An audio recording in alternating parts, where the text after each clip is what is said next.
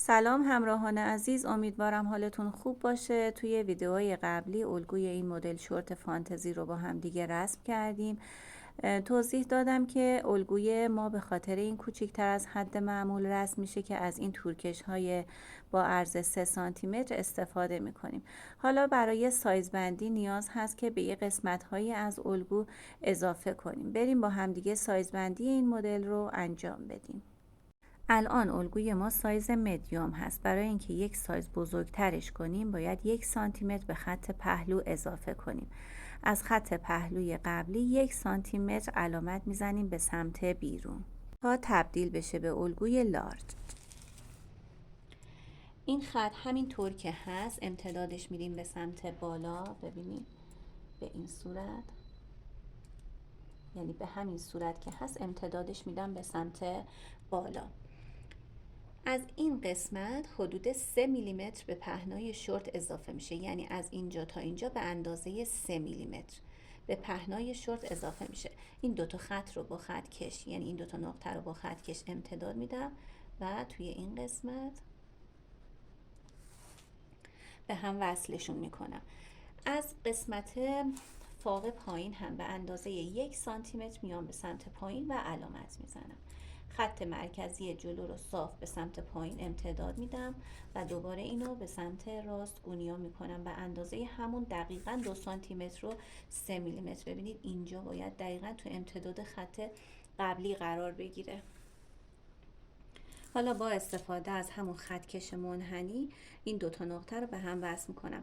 از این قسمت 3 میلیمتر اومدیم، از این قسمت هم 3 میلیمتر میایم به سمت بیرون، علامت میزنیم و بعد مجددا این دوتا خط رو دوباره به هم دیگه وصل میکنیم.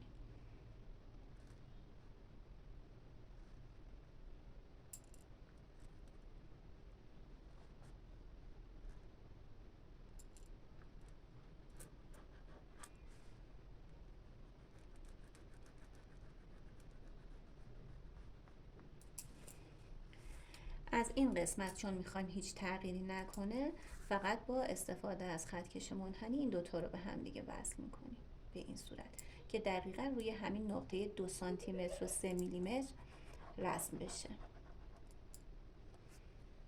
قسمت بالا و خط مرکزی جلو هیچ تغییری نمیکنه. برای این هم دقیقاً همین کار رو انجام میدیم. از قسمت پایین 1 سانتی متر اول خط مرکزی رو به سمت پایین امتداد میدیم، 1 سانتی متر میایم پایین، علامت میزنیم. این خط هم صاف به سمت پایین میایم و علامت میزنیم. این دوتا نقطه رو به هم دیگه وصل میکنیم. از قسمت پهلوی شورت به اندازه 1 سانتی متر به سمت بیرون علامت میزنیم. این دوتا رو با خطکش به هم دیگه وصل میکنیم. این خط رو همون شکل که قبلا رسم شده به سمت بالا هلالش رو امتداد میدیم به این صورت. از این گوشه به اندازه 3 میلیمتر میایم پایین و علامت میزنیم. ببینید از این نقطه 3 میلیمتر میایم پایین، علامت میزنیم. از این نقطه هم به اندازه 3 میلیمتر میایم پایین، علامت میزنیم. اگر خواستین طراحی کنیم و دقیقا روی این نقطه قرار نگرفت ایرادی نداره. حالا هر طور که به نظرتون حالت قشنگتری به لباس میده میتونین وصل کنین این دوتا نقطه رو به هم دیگه. ببینید من الان خطکش رو توی این قسمت قرار میدم و اینا طراحی میکنم. ممکنه دقیقاً عین خط قبلی نشه، هیچ ایرادی نداره، فقط یه فرم خوب بهش بدین و طراحیش کنین.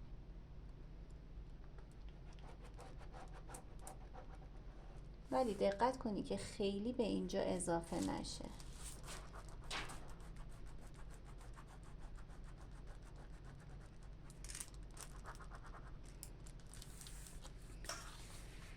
خب این مدادیه که اول ما کشیدیم سایز مدیوم هست.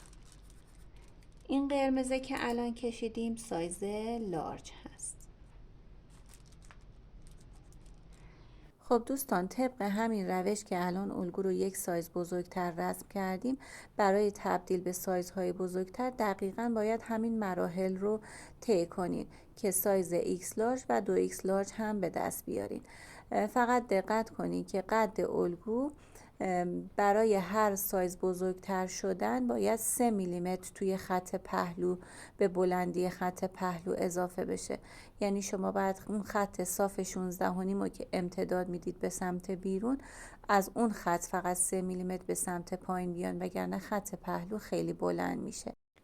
برای سایز بندی قسمت جوجک هم شما باید برای هر سایز بزرگتر شدن 1 سانتی متر به قد جوجک اضافه کنید. یعنی برای هر سایز بزرگتر شدن 12 میشه 13 سانتی متر، 13 میشه 14 سانتی متر. به همین صورت باید 1 سانتی متر به قد جوجک اضافه بشه. سایز بندی قسمت جوجک رو هم در انتهای ویدیو گذاشتم. اگر دوست داشتین برش و دوختش رو هم انجام بدین، خوشحال میشم منو توی آموزش های بعدی همراهی کنین.